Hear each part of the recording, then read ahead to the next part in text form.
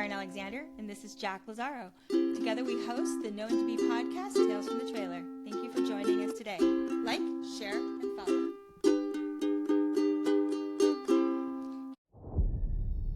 Welcome to the Known to Be podcast, Tales from Your Trailer. I am your host, Jack Lazaro. I'm Karen Alexander. And this is James Armstrong. Hey. What do we call you? Director, stunt coordinator, Just amazing man? James. James. Gun for hire. Yeah. No, I try to be useful. That's what Jack always says. See a need, feel a need. That's what you have to do. That's what we all do. So just to fill everybody in who's listening at home, James has grown up in the film business. He's been an industry standard for since the 90s. When did you start working? I had such a sort of convoluted answer because my dad always wanted us to work at a very young age, and my parents were divorced, so I joined him as an extra. My first job was on a John Borman movie called Hope and Glory, and it was a World War II amazing movie, really cool movie. John Borman was an amazing director, and at the time there we were playing children in a bomb shelter with little gas masks on, and it was kind of surreal. And I rented my rabbit out to the job as well. Rabbit? I had a pet rabbit, and my dad said the prop department, needed pets for this family that they were sort of portraying their story through the war. And so I was, from a very early age, he was trying to What'd the rabbit get paid? I forget. What's funny though is I remember 35 millimeter film for your camera. Yeah. We had these little camera cases, and he'd give my sister and I pocket money. We'd put them in these little, enough that you could get into these little cases, and then we'd go drop it off and save. So we'd work, save, put it in the bank. He was trying to really instill that. It's kind of cool when I think back about that. But actually, my rabbit died. That rabbit died. Yeah. During filming or after? During filming. Oh, no! Yeah, so, I should have got some massive payment. Just for punitive damages. I think He's so. still getting paid from that movie. Yeah, I could have. Just emotional abuse. If only I'd thought that way. Well, there's always you can always go back. So we buried the lead a little bit here, Sorry. proving once again nepotism coming through. Yes, I mean, I'm a 100%. Nepo baby. I'm okay with it. Yeah. I got in the industry because my mom was in the industry. My brother's in the industry because my mom's, A foot in the door and so much more. That's Hey, it. I mean, you know what? We grew up in it. It was our world. Yeah. 100%. I mean, some of the things. I grew up at a very young age with my dad just traveling around doing whatever he was doing, really, and my uncle as well. So tell us what your dad did and tell us what your uncle did. Yeah, so basically, my dad originally was an assistant director in England, and then his brother Vic Armstrong was a stunt coordinator, second unit director. Most famously, among others, doubled Harrison Ford on the Indy franchise, and Wow, nice. Christopher Reeve, and even Connery. So I had this real silver screen, sort of career, and he brought his younger brother up, my dad.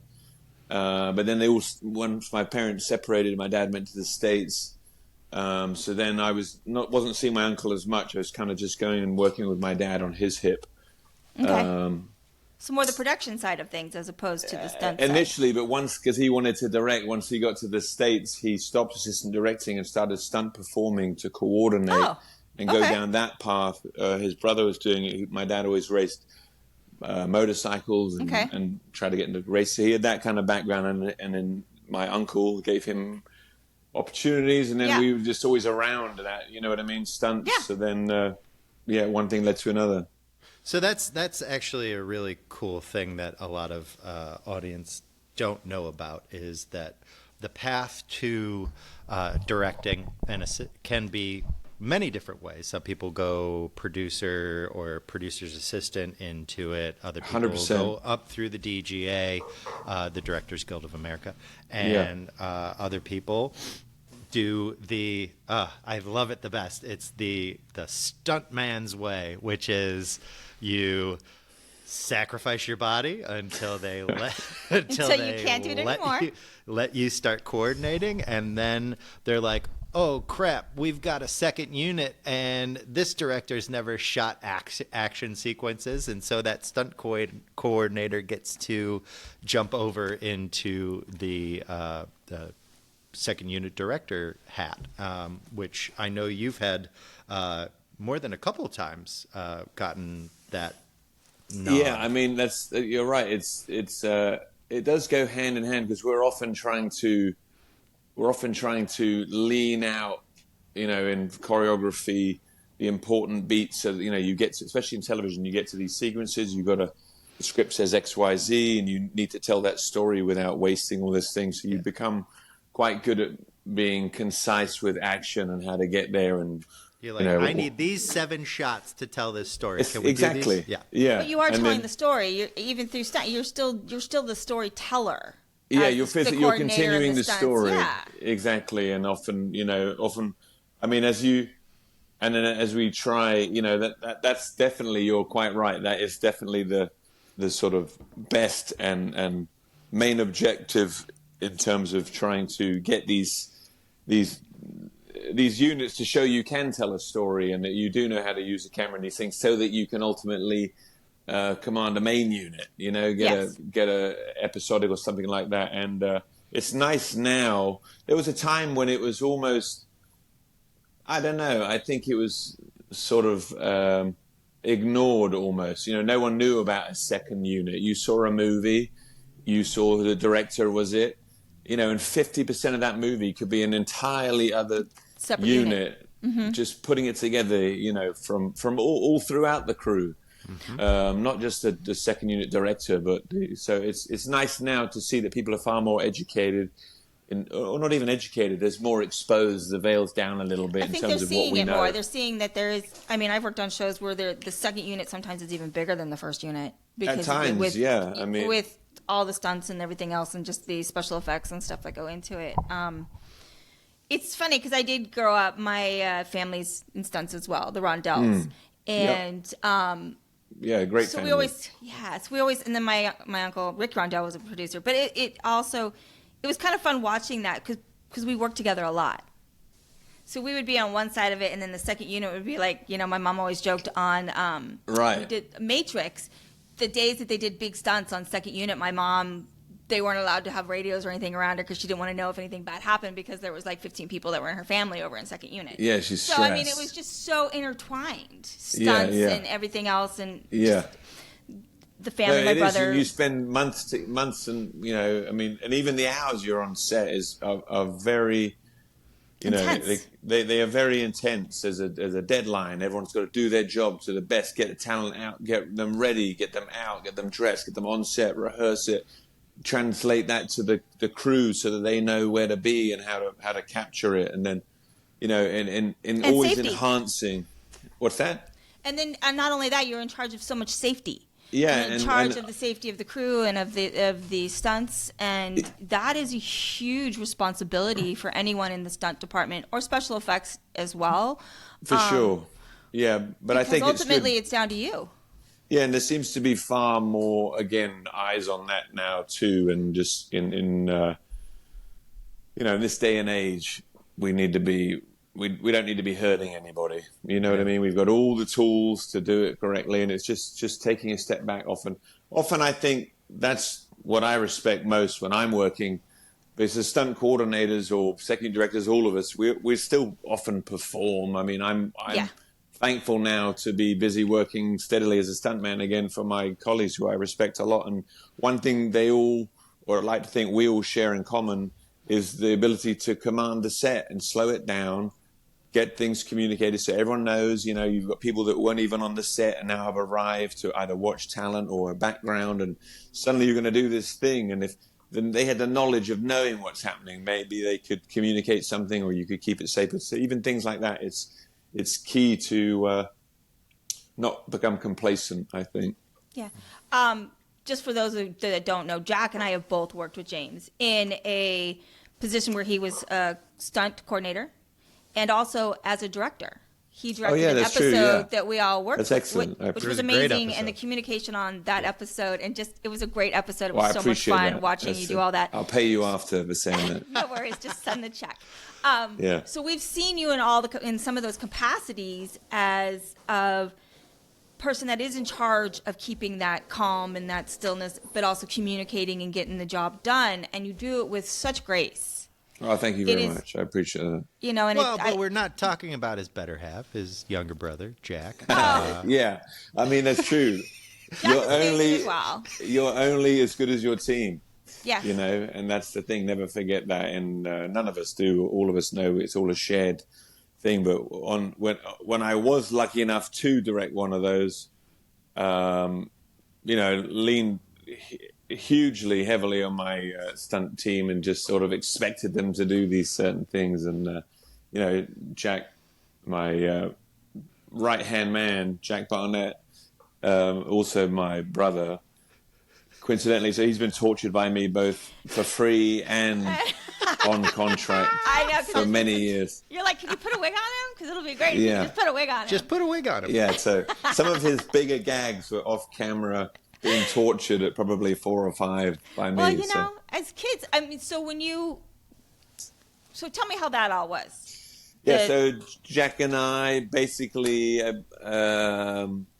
my parents separated, mother remarried, and Jack's about 5 years younger than me, I believe. Okay. So separate fathers, but we... Where did he grow up? We're best friends, and we grew up together under my mum's roof with my stepfather.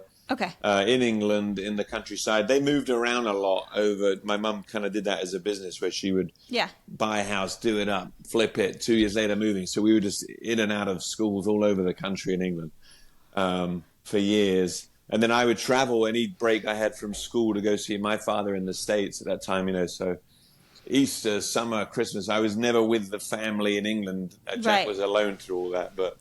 So, then fast forward years later, I leave home, I'm working in the States, and Jack was at that point living in France. He's an incredibly talented stonemason, went to school for that. Really? Was incredibly. He's trained by a sort of a school called the Companionship, the Compagnon in France, and they teach, you know, Hermes get their leather workers from there, or Jack went there to learn stonemasonry, and you repair all these old buildings, you know, from the 18, 19, even older probably.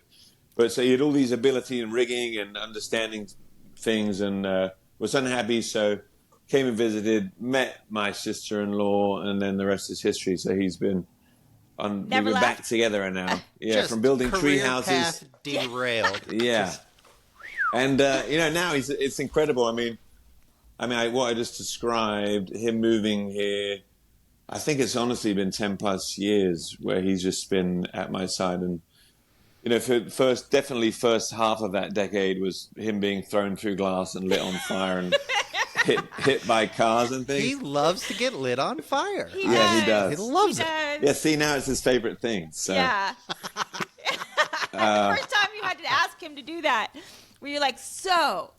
How do you feel about it lighting me on fire? No, he was like, don't tell mom. Well, yeah, that's the thing. Don't tell mom, but... Every stunt performer just wants gags, you know. Once you're doing that, you want to have a reel and sort of prove, more than anything, prove to yourself that you are capable of it. Or maybe that's me. My own isn't your gag driving? Wasn't that your comeuppance? Yeah, I mean, I would say I'm a... I don't know. I'm a good all-rounder, but a master of no trades by any means. I can hit the ground as good as any other and go quite fast in a car, but I try and just be, you know, a good soldier that is honest about their abilities and work in that way. And Jack's very similar to that, is that he's resilient, he's intelligent, he's also a good driver and things, but he's good to be tortured too.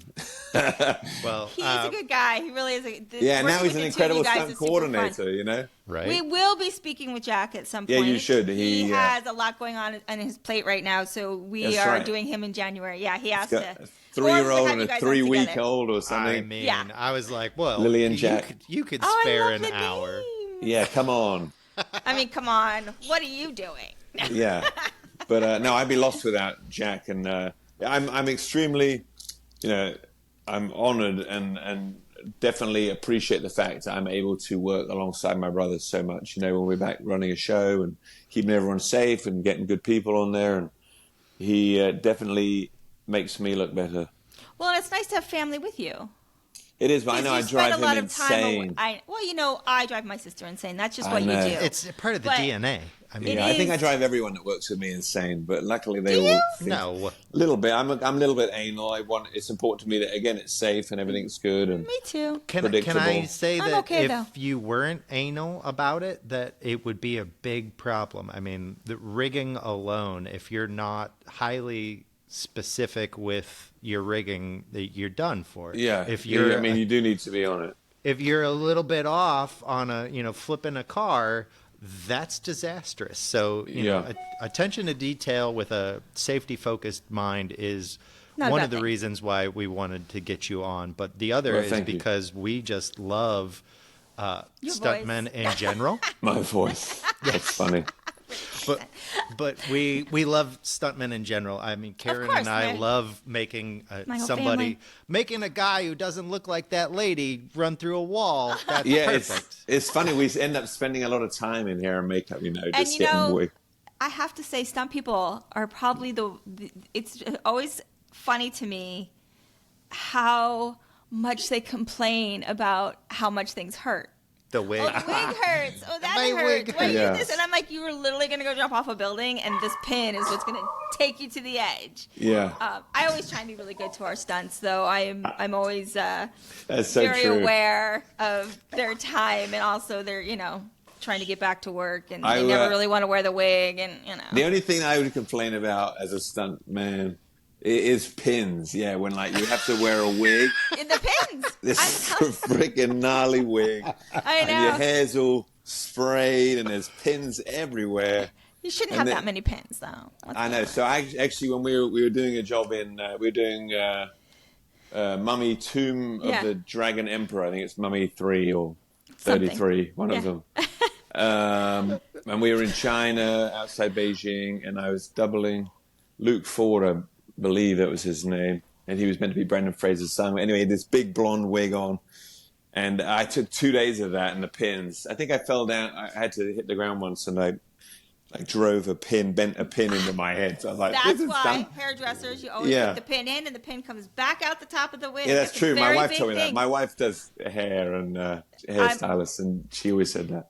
It's always. But I ended up shaving my head and just using double stick tape every day. Yeah, it's just. And it was the best thing ever. I would wrap and just pull it off like a hat. But there's nothing worse than when a wig comes off a stunt person. No, I mean, I've had it happen one time, and it was because the ponytail was 4 feet long and it was so heavy, and she was fighting, and eventually they wouldn't let us fix it, and gravity is going to win. And eventually when she swung it, the whole thing just went.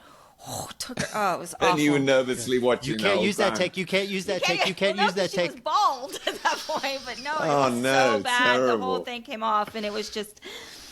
Oh, it was horrible. Yeah. And I felt really bad because that had to hurt because it pulled the whole. Think about it. The whole thing. The weight of the wig just took the whole thing. So yes, I got hit by a bowl once. It's so funny the random things you do as stuntman. And I was playing a kidnapper. It was for Agents of S.H.I.E.L.D.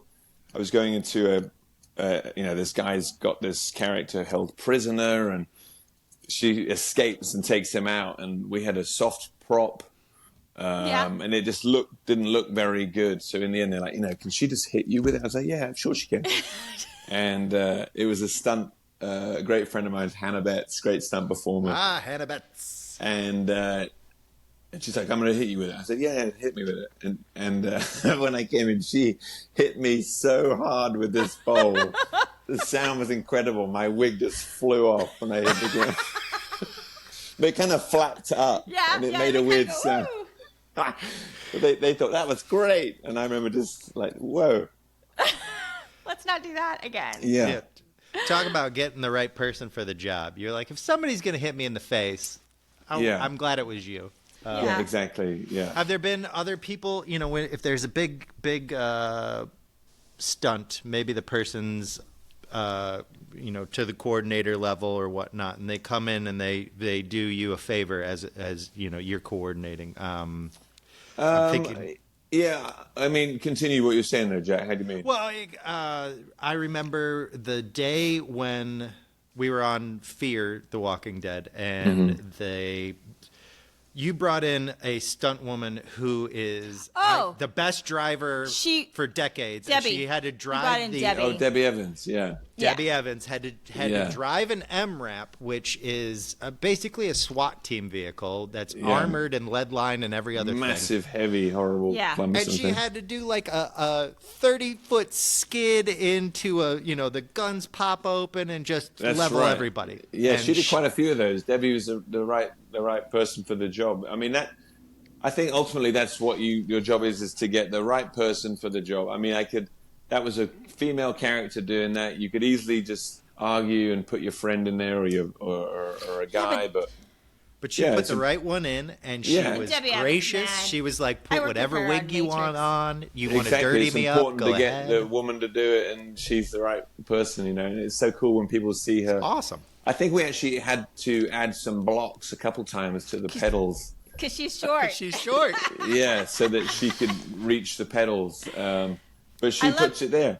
I love the fact that she was just ready to do it, though. She's like, let's go, let's do this. Because there was a thing that day where it was like, oh, we have to clear everybody out this way, and then you're not going to be able to go down for 20 minutes that way, and you're gonna. It was all very needed, and she was like, can we just do the thing already? Yeah, and then she came and put it right there, right on a butterfly's wing. I mean, it was she's great. Their whole family, her son too, great stunt performer. Actually, did quite a bit on the show as well. It's cool to see the second generations. Isn't it crazy that you're old enough to see the second generations? Yeah, and then potentially third generation. I mean, my close friend Glenn Uruguayan's family. Yeah, he's second generation, and his son just worked with us on a show we were doing on Dead City, and so he's a third generation working. And it is kind of trippy. I do love that. I know people always this stuff about nepotism and stuff, but there's something to be said about that generational thing. You're learning, like you said, you traveled with your dad. You didn't necessarily go into what he was doing right away, but you traveled with your dad. You're learning things the whole time you're doing that. So it becomes instinctual, kind of. So as your kids are growing up, I grew up standing next to my mom in a trailer as a hairdresser for the industry for 40 years. So when it came time and I decided, let's just do this thing, it was like I already knew half. Yeah, it was comfortable. You already lived that life. There's nothing more comfortable than when you pull into the parking lot in the morning and you walk into my trailer. I'm just like, I'm home. You know what I mean? It's just like, it's so natural. It's just so weird. My first week's like that. And then the second week, I don't know what happens to me. Well, I feel like I start carrying the weight of the entire show in my mind. Like you think of everything at once. And then you're like, oh, wait a minute. Just slow down one day at a time.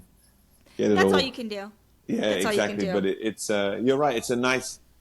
I mean, I loved that. I remember the first few sets I went on that were, when you step onto a sound stage when they're rolling and the lights on, and you've not seen anything, and you can kind of suddenly you're getting a sneak peek of this sort of magical fake world that you're showing the audience. It's really, to me, it was. It's remarkable. It's it really magical. is. It was just, I was like, I'm doing this, It's the magic of film. It's the magic of making movies. It's that feeling you get. It is magical. And it's so funny because I don't know anything else. I can't even imagine anything else. And it is something that, and I'm sure, Jack, the first time you walked onto a sound stage and there was something going on, you were older, but you had to have that feeling of just like, this is where it happens. This is where the stories are told. It's funny because my cousin, she was listening to the podcast, and she was like, I knew that you were going to do this from an early age. And I was like, Charlotte, what are you talking about? She goes, you would make us watch the credits. That's cool. When we were little. You would make us sit through. I hate that they They show the credits. But I was like, why would I do that? She goes, I don't know, but I remember getting into fights with you because you wouldn't let anybody skip the movie. You'd say, there's still more movie. There's still, and this was before you just like all seeing the them all. It wasn't anything necessarily, just all of them. Yeah. Well, and it wasn't the Marvel, there's going to be a cut sequence. There was never a cut sequence. That I'd be like, back then it was just there was just name after name after name. Oh, it was. Yeah, we got rid of that pretty quick. Or they play them at 600 miles an hour. Yeah. Now, and on Netflix, they just make it small and throw it to the other side. And you're like, let's just watch the credits for a minute. Just for 1 minute. Can we do that? Yeah, especially now that we're all professionals. We want to see our friends and people that are doing them. And I'm always like, who did the hair on that? I know. Because, I had blocked that from my head. I didn't. And when she brought that up, I was like, oh, yeah, you're right. I did do that. That's crazy to me. So that was a great era of just watching. We had a lot of movies at my grandmother's house when my dad and my uncle were away working. The kids are all together. My cousin Scott Armstrong now is basically me in Europe, does a lot of jobs over there as stunt coordinating. And we all grew up just on my nan's floor watching VHS of Bond movies while it was raining outside. And then, you put in another VHS. But now it's crazy because there's so much to see. And it's available now, and nothing's sort everywhere. Of special. Yeah, I could watch that movie in the car on the way home. You know what I mean now? But then it was in Nan's living room. This particular cassette you have to put in. It was in a book, and if you didn't put it back, you might get attacked. Yeah, you get in trouble. I mean, I remember going to the movies was magic. I loved going to the movies. It's sad that I don't go very often anymore. You don't anymore, no? Where I live, there's like one theater and the shows don't, it's not always the best. But, and I just haven't found anything that I just love.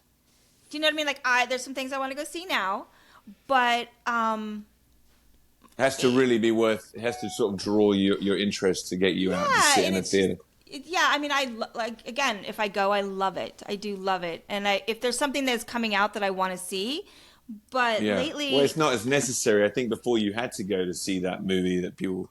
now you just wait a week and it'll be... If it doesn't make 200 million, they pull it. Yeah. Like you said, it was special. It was special to go to the movie theaters and to have the community sitting in a movie theater. I just remember watching Aliens for the first time. I'm that old. In a movie theater. Yeah. And you're just scared to death. I remember holding my feet up because you didn't know because you're the aliens running around and it's just so funny, right?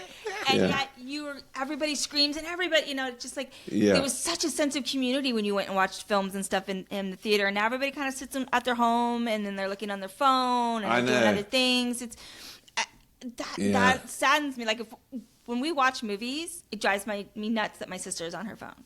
Oh yeah, I'll be I can't handle it if you're a third screener. Should I pause now? How are we supposed to fight for the attention of eyeballs when there's literally it's not just the first screen or the second screen, but it's the third screen over there. I know that's the time we're in. It's hard that.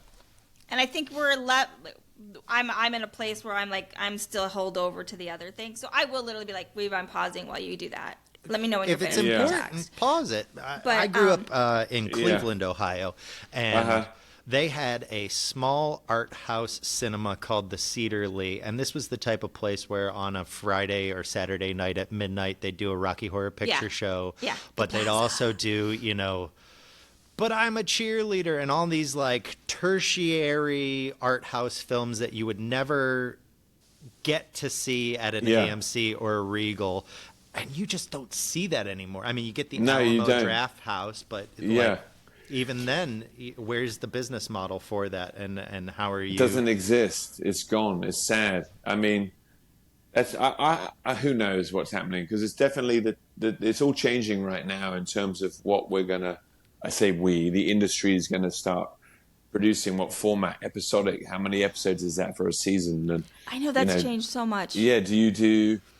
The days of doing maybe 22 episodes is a little bit fewer, and maybe now we go back to having $10-15 million movies, or even $5 million movies. I mean, I know. It's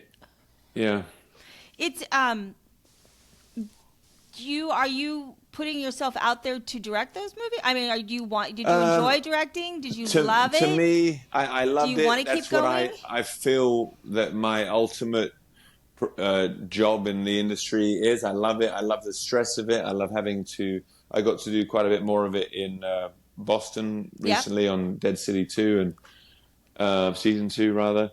But I also like being a stuntman. I mean, the most important thing to me is my family and them all being well. And if I can make a living in any capacity, I appreciate it. But so I'm not really holding my breath and only fighting that. I put effort into finding it. If it comes, then great. If that's all I did and I get hit by an asteroid tomorrow, then I'm fine. I've had a great career and I don't need to do. And that almost, in a way, that little bit of denial and not wanting to, eat my young to make it happen is a good thing. In a way, because it keeps me humble, but also keeps me knowing that it could take 2, 3, 4, 5 years before I'm given another opportunity to direct a large episodic like that. That the profession of stuntman leads you to be able to kind of slide your scale. Today I'm a coordinator, but next week I'm going to help my buddy. Exactly. We do a lot of that. We almost say the ladder goes up, ladder comes down. This week you're in charge, next week it's me, and we all want the other to be. There's a camaraderie, a brotherhood of stuntmen. 100%. And for us, it's once you start department heading, your day check calls, your additional calls just kind of go out the window. Yeah, because maybe Karen hasn't gotten. Well, you could be a threat years. too. What if you're?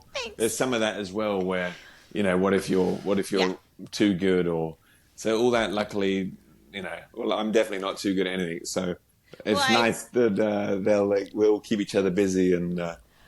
But sorry, Karen, go ahead. No, go ahead. I was just going to say, let's talk about your family for a minute. You do spend a lot of time away from your family because of this. You live in a place that does do some filming and stuff, but not necessarily a ton anymore, right? I mean, it's gotten not smaller. really. I mean, I was fortunate enough to it's almost like what LA used to be in terms of I could get some actors together and a crew, and I shot a mockumentary pilot here. I'm quite pleased with. Oh, cool. So in terms of artistic and creating, that's great. But in terms of, industry like working as a coordinator or a stuntman, it's kind of quiet right now. But the last few, as we all know, that probably the last 10 years, I've been traveling quite a bit. How is that for you and your family? It's tough, with the family. So is it different than when you were? Do you feel that it's different than when you were a kid? Yeah, because when I was a kid, I was just like a piece of luggage that went with them. Yeah. And then, so I thought it would be that way. And then my wife was like, no, it's good for kids to have roots. And I was like, roots? What's that? What do you mean? Let's go. So then she both raised our children and me and slowly educated us into, I went from caveman to like Studio City dad. And learning, you have clubs and teams and soccer and friends and it was great to see the kids. I was there working for the first, 10, 12 years of their life. And then COVID all happened. Yeah. I'd been commuting. I always come back and see the family. At the time, we were all in Austin together. So we ended up coming here so I could finish the show. The family decided, I was going to leave the show because I couldn't commute anymore, and they liked Austin, so they had to try it out. So we rented this house for a year. They came here, which was ultimate. It was great. We're all together again. But then we ended up, they loved it so much we stayed here, and we've been here coming up on 4.5 years now, I believe. Wow. So I'm back traveling again, but I come home, I commute a lot. Yeah. It's tough, but they see that I put the effort into them being the priority. And that's how I grew up. My parents, they both were in the industry, and they went away for jobs, and then they came back, and Jack and I've had this conversation. The time that you're with them, the quality of time that you're with them sometimes is more important than the quantity, because you are getting to spend that time. Yeah, you're there, 100%. In them. Yeah. That's what's been great since it's been quiet recently. I've just been, I'm running my daughter to tryouts and picking her up here and there and just being, again, useful that you can, it's almost like you have to be worthy of staying in your kids' lives, that you're that fun or appealing or helpful that they'll keep you around, because at 16 and 14, it's pretty easy in this day and age for them to be very busy all the time. Yeah. And my son's got a car. He's just out and about. So you like, you know, try and be like. Is that scary? Yes and no. I've definitely, you know, my dad at a young age taught me a lot of stunt driving, things like, you know, throwing a car sideways, using brakes and doing 180s, reverse 180s, all these things. Ultimately, not to be all Debbie Downer, but when I was about I was 11, my stepfather, Jack's father, passed away, and I ended up spending a year with my dad in the States, just working, like literally a year, not going to school, just doing whatever he was doing. Were you?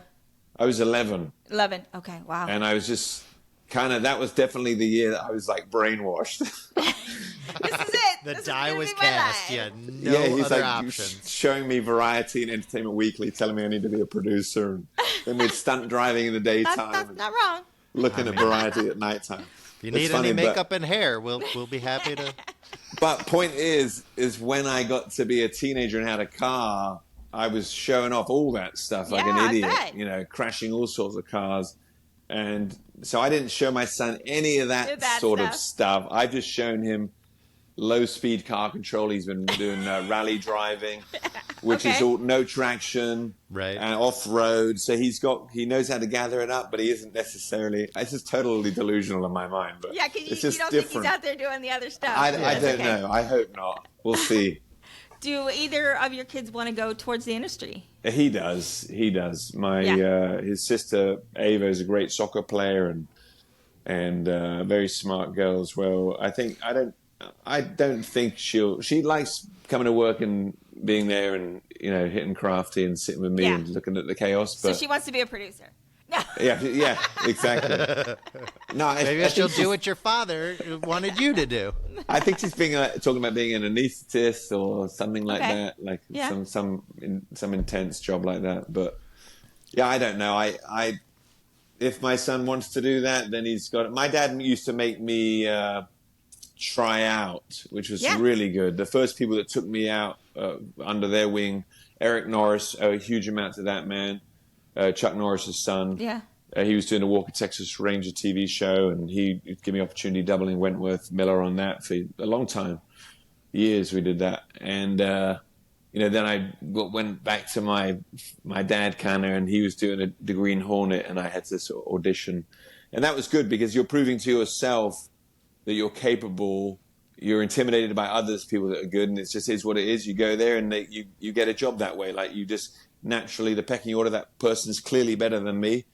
I'm going to be this guy or I'll do whatever. And it's just great. You earn your positions. Yeah, I love that. And I expect him to do that. I've almost given my son that he'll join us on set. We'll give him maybe third, fourth man in a fire safety or something, hold a towel, move things around. You just start being involved like you were talking, Karen, about. So you're exposed to it and it's not foreign. And you're and there's so much. There's a lot to learn, man. And and I also think that there's so much that you learn not because somebody's teaching you, but because you're observing it and you're just absorbing. Because there's things I know that my mom never said, "Oh, this is how you should do this," but I do it exactly the way I can. Sometimes I'll look at myself doing something and I'll be like, "Oh my God, those are my mom's hands." Yeah, you emulate that. Yeah, I just think that's just But that's how from being around it. Never stood a chance though to develop your own way. You both were so very young learning the ways to do it. James, well, that's true. Mean, you were doing AD stuff, and how is that not stunt coordinating at the same way? Yeah, I think one thing I love about that, I mean, so many assistant directors in England to thank, Terry Madden, Terry Bamber. A lot of Terrys. These people, Chris Carreras, there's just so many of them that I was just in awe. I'm already there captivated. You know, so I left school in England. We leave school at 16. You go to college after that, and I just wanted to, because I'd had this experience with my dad, and all my summers now working with my uncle in England, going visiting the Bond movies, Tomorrow Never Dies, seeing them do those things, and I'd grown up watching the VHS, and now I'm there. Yeah, you know, and I'm miles away down the road with the walkies, you know, and they're like, lock up, F, are you locked up? And I'm like, I'm locked up. You know, you're just so So and then you got excited. some like patron I've that's done that. screaming at you. Yeah. So I was a excited PA to for a just be a while. part of it. Loved that's it. great. I thought production was going to be my route as well, and then I was like, no. No. I But don't know. you I mean, both I love now the production are part taking of it, yes. those points and utilizing them to the best of your abilities. Yeah, I mean, it's I think all that's why I those- run a good department. Is You because do. of the You're production. both pleasant to be around. You do great. You're both great at your jobs. I Oh. mean, just be Thank you. nice. Just keep to your word. Be honest. We all want to do a good job, so we're all looking to the moments to avoid being embarrassed or having something wrong. So that's just why you're hungry to get information, and you're playing your days I'm an ahead. information driven. I am information driven. I'm always Yeah, that you person. have to be, because it changes quickly, and you got to be. You don't want to be when you're rolling on set. The cameras going. It's a very intense time, and you need to be able to deliver the goods. All of us. Immediately, and then when it cuts, it's all good again. But if you mess up in those moments, they're scarring. Well, I mean, everyone. I mean, I think all of us, I would imagine, has had something bad where you're just Loads, like, man. Yeah. I messed up all over the place. and you're like, how do I ever get out of this place that I'm in? And then literally again, the Just next own take it. gets better, and you just do it. And you're like, I messed up. Let's fix it. Let's go Yeah, forward. it's the worst. But Everybody there is that has a fear. bad day, though. I mean, there's.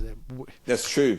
Yeah. It's a huge team sport. I said it before. I'll say it again. We all have to do it. Some days are not going to be my best days, but when somebody has the grants me the ability to make up for it and in the moment and save the day, that's you will. Yeah. one of the best things. And I know that you were able to do that a couple of times for us on Fear the Walking Dead. Really? I don't know. I mean, I tried. It might have been a blur to you, but I remember. Was the episode that you directed a blur? Like, do you remember like it all, or did you take it all in? Oh, and no, I I know definitely. you've done other things, but this is just because No, we were there. no. That was the biggest thing I've ever done. I mean, that was a big undertaking. It's and the talent, the actors are incredible. I mean, they're all so gifted, and you just want to do them all justice. And I think one thing that helps is having felt vulnerable in front of the camera in some silly outfit or some ridiculous, whatever. Like I remember hiding from actors because my wig, they don't have a budget to get me a good wig. And I'm you're always just like, please don't let this him guy see hates you. me. Yeah, you're like, oh, can I please have a hood? Yeah.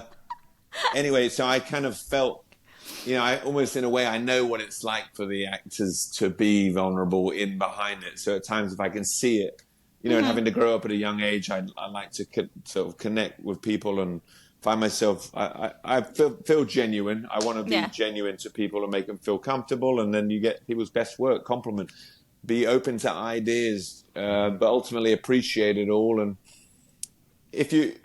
television in a way is a ship, especially on a long episodic thing like that almost runs itself. So just keep it going, communicate, keep morale good, and be aware if people are working too hard or getting too stressed. I think that's basically it. But I mean, that was a lot. That's a lot. What was the one thing that surprised you when you first started directing? Like, what was the one thing that you were like, oh, wow, I didn't know that it was going to be like that? That's a really good question. I think that at times you're aware of people that don't care. Oh. Because it's almost like when we're all contributing on a job and we're not directing, we're all just bam, bam, bam, giving the director, giving them everything, and then but it's rare that you're the other side watching it all come to you, right? So I was and I think in the midst of us all providing and doing things, it gets lost when people are just sitting back and not doing anything. Whereas, how do you deal with that? When just the props communicate. person goes, wait a minute, you were serious about that prop? And then so I mean, ultimately anything that goes wrong is my mistake, really. I didn't communicate it well enough or let you know how important it was to me. So that's the first thing but it's just disappointing at times when you see, okay, you clearly don't care at all. You're just here getting the paycheck. You're just getting a check and trying to avoid getting in trouble. So you're like, fine, I just won't rely on you. That's great. Now I know that. I love it. Yeah. Because now you know what the situation is and you can work around it because you're always going to find those people. Yeah, I've worked with those people where you're like, if you're just going to phone it in, go home. Well, yeah, because we're all kind of, I mean, almost like squares in the way that we all care so much and are so involved and want it to be so good and want the director to get what they need. Yeah. So when you If that's being a square, then call me the square. I know, right? My square friends, to ever square. I know, I am the squariest square ever. All my friends would call me a square. It's so funny because I'm always like, I go to bed at like super early and I'm up super early. That's funny. My brother's nickname is Mother because he worries so much about everything. On set, they all call him Mother. Okay, Mother. Okay, Mother. That's hysterical. Because he's always like, well, that, you know, that's his thing is because he's always worried about Mother. everything. But yeah, Mother. that's it. I mean, it was so much fun working with you as a director and as stunts and everything Well, I else. appreciate And it. I Fun with you love guys, too. the fact that you were able to take a very kind of disjointed childhood and create such an amazing life out of it. I mean, I don't not disjointed in a bad way, but No. all You're over right. the place and It was different experiences. But you bring all of that with you, Yeah. so you understand how to make people that are walking into a situation for the first time comfortable. And I think some of that I guess comes that's from it. Yeah. a new school every 2 years. You know what I mean? Like being the odd man out, kind of maybe. Kind of, yeah. I think that was always felt a bit like that, and just trying to, Please. yeah, definitely, probably a pleaser. I don't know, but I mean, I think that making people feel comfortable is a really great characteristic, and also talent. Thank you. Because there's a lot of people that can't make you. I've worked with directors where you just get nothing. Oh yeah, 100%. Me too. I think also that is a lot of. I mean, I have to say, my dad was famously quite aggressive when he was coordinating and directing. So growing up under that, seeing its benefits, seeing the pros and cons of it, I just tried to sort of create some of my own pros and cons. And What do you think was a con from that? what were some of the cons of Yeah, the like- way he led? Just bodies everywhere, people crying. Just only a few soldiers down. Yeah. Just in the But, back. you know, it made them stronger. I know, but he'd always pick them up and give them a hug afterwards, and Yeah. I was often one of those. But and it's only because we're you know, nowadays you think everyone's so sensitive, you know, and in the 80s, 90s, even 2000s, maybe a little bit. It was a different industry in just terms of some of the things you could hear said or yelled or a lot of aggression, especially in stunts, things getting thrown and smashed. See, that's a side that we never see. We Not anymore. You don't see No, I've it thrown a couple necessarily. tantrums. I think it's embarrassing. It's a real failure when you allow your emotions to get the better of you that much that you have a public. I'm not judging anyone because No, my friend Lynette always said you're showing your ass. You're showing There your you go. ass. That's great. Yeah. You're showing your ass right now. You need to pull it back. Yeah, and my dad is an incredible director, stunt coordinator. He was assistant director, and an incredible resume. But some of the jobs we did together. I mean, I'm not saying any names, and he'd laugh if he heard this, but just had to literally pull him off actors and just apologize afterwards because he's had an epic explosions, smashed props in meetings, little. Yeah. But I also saw the same man break his back in front of me when I was about 16, jump in a pickup truck. Yeah. So he definitely would put it out there. I say he gave what he got, and he got, Yeah, he would. He was put it- 100%. I put it all on when the somebody table. specifically breaks their back and then somebody else is not going to put that much of themselves up as well. I know, right? That's setting the It's a- bar high to say the least. So It is. It's fun. It's fun. It's a great industry. It's a great way for me to have grown up. I hope that it was an amazing way for you to grow up. was. It sounds No, amazing. I wouldn't change you know, anything. I can't wait to talk to Jack on the other side of this. We have some fun questions that we like to ask. Please. the Yeah. hard-hitting questions. They're not, I know. It sounds very dramatic. It does, and it is, because you know what? This is the stuff that matters more than anything on set, and These are that the questions is people want. when the chips are down and you've spent 12 hours on set and now it's 3 a.m. Yeah. What's your favorite crafty snack? I'm at 3 a.m. I might be getting a Little Debbie. Oh One yeah. of those little, Donuts, the Swiss cake like rolls, little there's so many oatmeal little cookie thing. Oh yeah. Okay. Yeah. Yeah. Yeah. That's pretty That's all right. incredible. That's That and very like valid. Very valid. Good mediocre drip coffee, bit of cream. Yeah, make you forget where you are. It's the lifeblood of our sets. It does get pretty hideous, doesn't it? At 3 a.m. and wherever you are.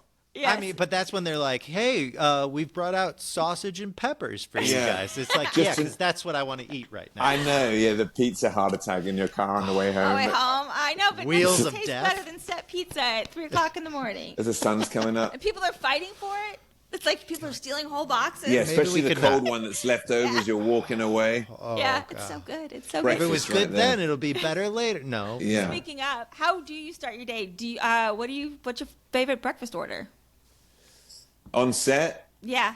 I usually do like a Mexican breakfast bowl, just with some meat and cheese or a scramble or something. I'm pretty. I don't know. Did you eat when you were directing? When you got to work? Did you have a breakfast, or did you usually not eat? I'm pretty good about eating. I eat way too fast, but I eat quite a lot, constantly. But What happens when you're doubling somebody who's skinny? Stuff. Yeah. If you're doubling somebody who's skinny or whatnot, do you skip your breakfast meal, or you're just having bacon, egg, and cheese no matter what? Sometimes I might get carried away with those burritos and things, and you have to. Actually, I remember working for my uncle once in New York, and we were all meant to go out there and play vampires on I Am Legend before it all went CG. There was a few weeks there where we were all running around in spandex vampire outfits in the cold. Don't you love those words coming out here? Yeah, and I have to tell you that putting on spandex will very quickly show you areas that where you need to slim down. Yeah, you think I might be eating too many burritos in the morning. So then the entire stunt department was just in the gym at this fancy hotel in Manhattan, just crushing it on the treadmill, just starving ourselves. Trying to, and by the time, I think about like 2 weeks later, we were all like, whatever, like feeling proud of ourselves. They sent us all home because they thought it looked ridiculous. Right. So they were like, this isn't going to work out. Hey, on a show like that, when you're not eating because you're not allowed to, because you have to be rail thin, at lunch, are you eat with the crew? Are you take a nap, or go back to your room? That's a great question, because when I am performing, I want to socialize. I'll stay with the gang. I sit down. I'll just keep our conversation going, But when I'm coordinating or directing, I just want to be alone as much as possible. You got to think about the second half of your day. I guess so. And you're just communicating so much that it's nice just to give your... Shut down for a minute. Yeah. And then maybe try and connect with my family and, what's going on at home. Hey, this and that. How's your day? Because that and that kind of outweighs any silly, I'm on set about to blow some zombie's head off with some prosthetic thing. Calling home will be a real quick reality check that, so-and-so missed the bus. There's real drama going on. And you're like, well, I'm fighting an apocalypse out here. But it doesn't we don't matter. care, Dad. We don't care. It doesn't. No. So. Oh, it does change. I mean, there's no one can humble you more than your kids. Yeah. Bring you right back. Believe me, especially when they're teen. Yeah, my daughter is savage. She cuts me down. I love it. So dry. Teenage girl. Oof. Yeah, just unreal. They kind of hurt your inside part. Jack hasn't gotten there. Oh, He's got two girls that are going to be. Believe me. What are your ages, Jack? Your daughters? 6 and 9. Yeah. Yes, it's coming. I tell you, mate. It's here already. The 9-year-old, I think, is already pushing the envelopes, but. And the 6-year-old isn't far behind. She oh. Yeah, here's they're like mini versions of my wife. That's what Ava is. I say it all the time. I didn't know that I married a photocopier, but I know it's so weird because they call you out in the same thing. Yeah, in the same tone. Speaking of great things to happen to you, what's the best rap gift you ever got? That's a really cool question too. I got what's the worst? If you'd like to say. I don't know if I can be that mean, but the coolest rap gift I ever got, I think it was from my stunt department have always given me some great gifts where they'll get together. They bought me. My brother bought me a clapper board because nowadays they're all expensive, digitally coding, all that stuff. So I couldn't take my clapper board after the episode. So he got me one made just like it, which is super cool. So that was probably definitely one of my best. That's cool. And I think my stunt team made me a buckle. They made me a belt buckle. Tommy Goodwin, Tammy, so many Jackson. Tommy. Yeah, it really was, and it's kind of the size of a plasma television. Yeah, it would have to become. It's about that big. It's like a rodeo belt, right? Like a rodeo medal. Tommy would do that. I threaten my wife to wear it sometimes if she's annoying me when we go out. Did you get a tattoo on Dead City? I didn't. I nearly did. And then all my friends talked me out of it. They said, "You're just tired, James. This is a bad decision." What were you going to get? I think I was going to get the bat. I was going to get the bat with all the spikes all on it. We just know because we talked to a couple people that have worked on the show. We saw one on Aaron McLean. He's been on the show. Aaron got one. Yeah, he's more courageous. Yes, he did. And I've seen Mikey's. Yeah. Love Aaron. Love Mikey. Yeah. Yeah. Michael. I forget what Michael got. Did he get the star? No, he got the B. Oh, he got the B for his wife. wife. Yeah. I see Michael quite a bit. Yeah, he's a good guy. Yeah, lovely. I owe Michael a huge amount as well. Isn't that great when you got people who really stick up for you, stick out for you? Yeah, if he calls me late at night, then I'll go check if anyone's outside his house if he ever needs that. That's what I owe Michael. You're like, can you go see? Yeah, can you go check done. My shit? I'm putting on my wife's Uggs. I'm going. I'm going. Okay, next time I'm going to need pictures of that. It has been so much fun today. Great. Thank you. Well, I appreciate your willing to talk to me. I hope that you will come back and do it with us again. Yeah, anytime you like me and run out of guests, you're like, who else? We love to check back in to see what's going on. Oh, please. Please do. Actually, can I make a little plug? Please, Absolutely. this is the time. Yeah, so I wrote a children's book. It's called Stuntman Move it towards the middle more. There it is. There you go. What is this? Stuntman Stan? Oh my God, that's so it's cute. Called Stuntman Stan. Okay. It's basically a series. I'm writing another one right now, but it's basically a series of books about a little stuntman who gets anxious about having to perform stunts and teaches him about how he overcomes that fear to do a good job and not get lost in his thoughts and still accomplish things and talk to people. And where do you get this book if you can wanted to buy order it it? on Amazon.com. It's available all over the world on Amazon.com. But what's been really cool is just two things. Number one, just getting kids through their parents telling me how much it's helped them get ready for sports or events or things they're scared about, like little 4, 5, 6-year-olds little videos, which is amazing. Yeah.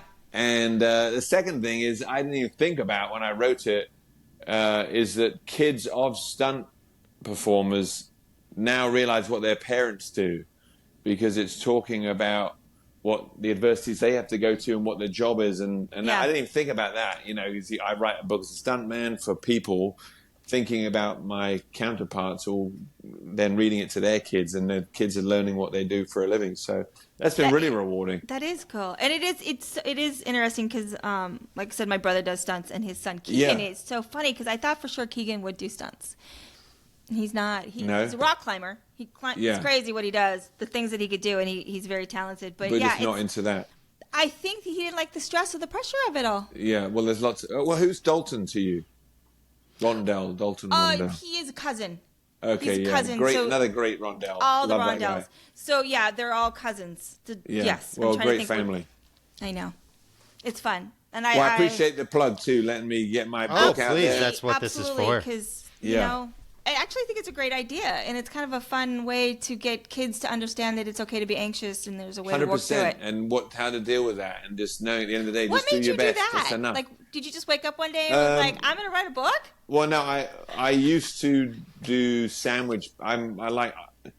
Before I ran away from school and went and joined my uncle. The circus. Basically, my mum made me go to college. I went to art college for 3 months, and then that was all I really liked doing is drawing. So I had a little bit of college with that. But so then when my kids were born, I did a lot of drawing with them. We just put classical music on and give them crayons and paper and just all to sit and draw. And that became then drawing on their sandwich bags for daycare and then nursery and then elementary and middle. Well, obviously they stopped by middle school. They don't want anything to do with it. But and I would share them and everyone's like, oh, you should do a book. And then so I just thought about a character. Also, my daughter was doing a lot of soccer at the time, and I would drive the girls to their practice, and they were always nervous. They talked about having butterflies, and as a stuntman, I would try and talk to them in the back of the car, saying, "Oh no, that's normal. That means you're going to do a good job," you know. Yeah. So I just thought, okay, if I can cultivate that into a little character that because no one wants to listen to their parents talk. They could have the cure to anything. You'd be like, yeah, whatever, buddy. I'm going to figure it out. Yeah. But through a book or a friend, if you read something, sometimes it clicks in you a little bit. Stunts, too. Stuntmen. Yes, it's a thing. It is something that kids understand and they look up to because the stuntman is it's like being an actor. Do you know what I mean? It's like there's somebody there, there's a presence. It's a little kids, perhaps, yeah. And I think. I mean, well, yeah. I mean, stuntmen just ask us. We think we're pretty amazing, but but you have to believe in humble, yourself enough too. to throw yourself off humble. a building. Yeah, like I might be the best in the world. I think. You have to have the confidence. You're going to do it. I'm telling you. Some My people point are saying is this is it's tour de not force. it's not about being fearless. That's nonsense. Yeah. You know? It's about the anxiety that goes with it. Yeah, I don't right? care if I'm doing a forward roll on set tomorrow. I'll be like, which way do they want it? Am I going down this way, or you're pipe ramping a car? You just want to do a good job. You're silly don't want to look silly. Worry about that. And so I thought, okay, yeah, I can try and put that in 10, 12 pages and some pictures, real quick bedtime book. I love that. Yeah, That's so amazing. Anyway, That's awesome. Well, I am excited for you. Appreciate So, it. ladies and gentlemen, please go to your wherever Amazon. you Yeah, get that's your, right. your Amazon.com. purchases. Great Stuntman stocking stand. stuffer. It's Oh, it bendy. is. You can stick it in stockings. Oh yeah, It's Yeah, bendy. if times get worse than they are now, we can burn it and be warm from it. a wonderful bedtime There's so story. many. Yeah, if it heats up.